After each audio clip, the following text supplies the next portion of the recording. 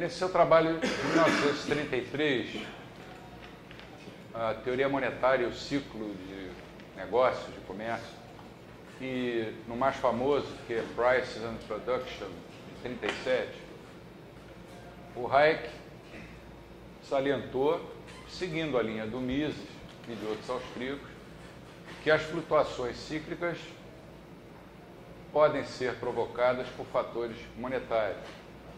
Na realidade, elas só podem ser provocadas por fatores monetários, por aumentos na oferta de moeda de crédito não lastreados em poupança.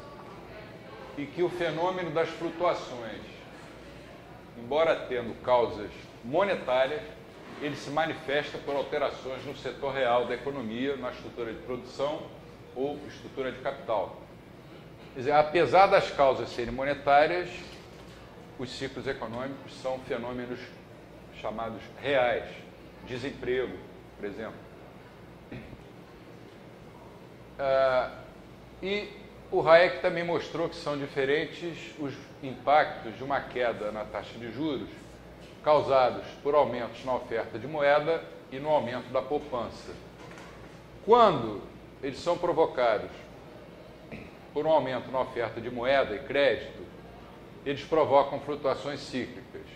Já quando eles são provocados por aumentos na disposição de poupar, eles não provocam flutuações cíclicas. A economia vai entrar num ciclo ou num círculo virtuoso, né, de crescimento sustentado. Os primeiros são maléficos, os segundos são benéficos. Então ele está dizendo, olha, poupança é uma coisa boa, gastança é uma coisa ruim. O oposto do que o seu amigo Keynes dizia. Esses impactos de uma expansão monetária não lastreada em poupança podem ser chamados de efeito taxa de juros. Efeito taxa de juros. Economistas adoram efeitos. Mais tarde, nesse livrinho Profits, Interest and Investment, em 39, e num livro dele também pouco conhecido, A Teoria Pura do Capital, reconhecendo que nos livros antecedentes havia lacunas, o Hayek direcionou a atenção dele para os impactos que as variações nos preços relativos causadas pelas expansões de moeda e crédito causam sobre as decisões de investimentos. E esses impactos podem ser chamados de efeito preços relativos. Os dois efeitos são compatíveis um com o outro e ambos acontecem, quer dizer, os dois que eu digo, o efeito Ricardo e o efeito Concertino, no contexto do chamado efeito Ricardo. Para esse efeito, como eu falei anteriormente, há duas interpretações, a original do David Ricardo e a do Hayek, proposta nos anos 30. David Ricardo seguiu a teoria do valor-trabalho do Adam Smith. Então, os preços relativos seriam determinados pela quantidade de trabalho requerida para produzir cada produto. Está plenamente, condizente com a teoria do Adam Smith, teoria do valor-trabalho. Agora, para o David Ricardo, isso poderia não acontecer quando se utiliza capital, pelo motivo de que uma máquina, capital, naquele tempo, para eles, eram máquinas, equipamentos. Uma máquina capaz de produzir, por um método indireto, a mesma quantidade de produto que, por exemplo, 100 trabalhadores por mês podem produzir por um método direto, requer um número de trabalhadores inferior a 100 por mês. Porque, senão, não haveria razão para se usar a máquina. Então, o Ricardo estava dizendo, olha, há um efeito que é o da substituição de trabalhadores por máquinas. Isso ficou conhecido como efeito Ricardo. Repara que ele escreveu depois da Revolução Industrial. Consequentemente, o aumento nos salários aumenta o custo dos 100 trabalhadores num montante menor do que o crescimento no custo da máquina. O efeito Ricardo refere-se ao fato desse aumento de salários, ao mesmo tempo, encorajar a substituição de homens por máquinas e diminuir os preços dos bens produzidos com o uso da máquina relativamente aos preços dos bens produzidos por processos mais diretos, ou seja, por trabalhadores, sem a utilização da máquina. Esse efeito também funciona no sentido oposto. Quando aumentam os preços dos bens de consumo final, diminuem os salários reais, fazendo com que as máquinas sejam substituídas por trabalhadores. O sujeito vira para a máquina e fala para ela assim: você está demitida. O efeito Ricardo, portanto, na sua formulação original, refere-se à substituição de homens por máquinas, ou máquinas por homens, mas é mais homens por máquinas. Quando os salários aumentam e ou os preços dos bens de consumo final caem.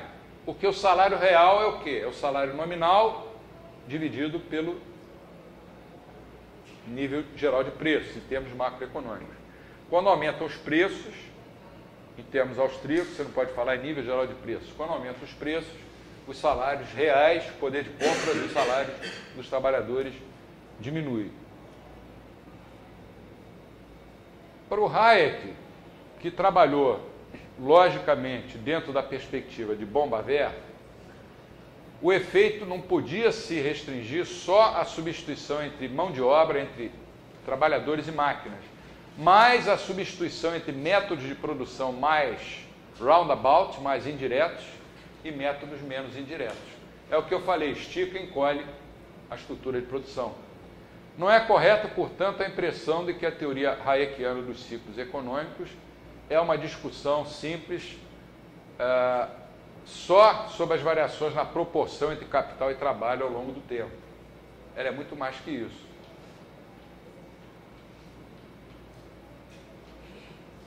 A relevância da expansão monetária torna-se evidente. A implantação bem-sucedida de métodos de produção roundabout, indiretos, esticando a base da estrutura de capital, requer uma provisão prévia de recursos sob a forma de poupança voluntária. A poupança forçada, que me levou a rasgar aquelas notas aqui no início da aula, definida como expansões no crédito, não lastreadas em expansões na poupança, termina gerando uma inflação nos preços dos bens de ordens mais baixas e reduz os salários reais. E, portanto, não é uma boa alternativa, porque o efeito Ricardo atua cumulativamente contra os métodos de produção mais roundabout, mais indiretos.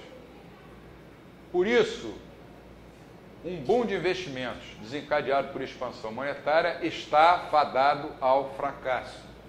Se vocês entrarem no site do Mises americano e mesmo do nosso Instituto Mises do Brasil, vocês vão ver artigos de 2001, 2002, em que vários economistas já previam o que ia acontecer em seguida. As políticas keynesianas de pleno emprego são implausíveis exatamente por causa do efeito Ricardo. Porque a teoria keynesiana nem leva em consideração o efeito Ricardo, nem leva em consideração a estrutura de capital. Em resumo, o efeito Ricardo original se refere à substituição de homens por máquinas, quando os salários nominais aumentam ou então os preços dos bens caem.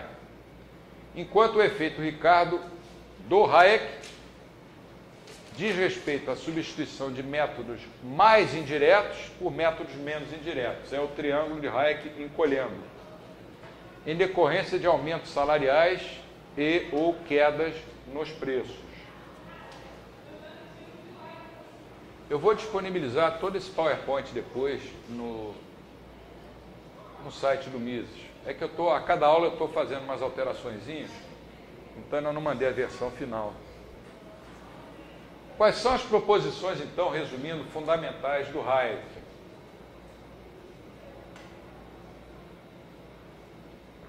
Primeiro, as recessões são provocadas pelo encurtamento dos processos de produção. É o tal efeito concertina, efeito sanfona, quando encolhe a sanfona, cuja causa principal é o fenômeno da poupança forçada, E a poupança forçada é provocada pela nova moeda posta em circulação, cujos efeitos benéficos são temporários. Essa é a primeira conclusão. Recessão, principalmente aonde? Lá nos setores de longo prazo, mais roundabout, mais indiretos, mais afastados do bem de consumo de primeira ordem. E a causa é a poupança forçada. Segunda proposição, aumentos na poupança voluntária alargam permanentemente os processos de produção indiretos. Aí a sanfona estica e não encolhe mais. Não sei como o sanfoneiro vai conseguir tocar, porque para tocar ele tem que... Mas o caso aqui não é tocar sanfona, é a economia crescer. Em contraste com Keynes, poupar faz bem a economia. Isso tem um aspecto, além de econômico, moral bastante profundo, como a gente vai ver na última aula. E está em sintonia, por exemplo, com toda a doutrina social da Igreja, que sustenta exatamente isso, a virtude da poupança, e de qualquer religião que seja boa, embora a economia não deva se misturar com religião, mas você tem que ter as ligações morais, senão, como eu falei, se você só usa economia, praxeologia, você vai acabar defendendo o mercado de drogas, mercado de vendas de órgãos humanos. A praxeologia explica isso tudo. Você permitir isso, daqui a pouco vai ter um mercado negro, vão pegar mendigos na rua, vão matar para tirar órgãos e vender. É o mercado funcionando. Por isso a dimensão moral eu coloco num plano até superior ao plano econômico.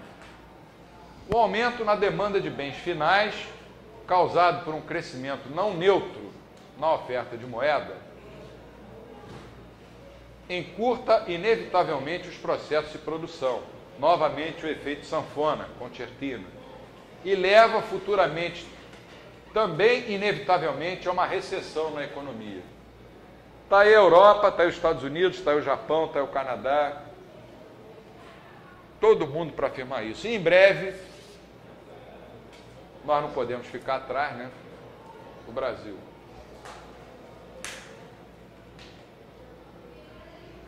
Não é que a gente esteja torcendo para isso. A economia não é um jogo em que você é torcedor de um clube e fica torcendo para dar certo ou torcer para dar errado. Quando saiu aquele descongelamento de preço, eu cansei de ver entrevistas de pessoas dizendo: eu estou torcendo para dar certo.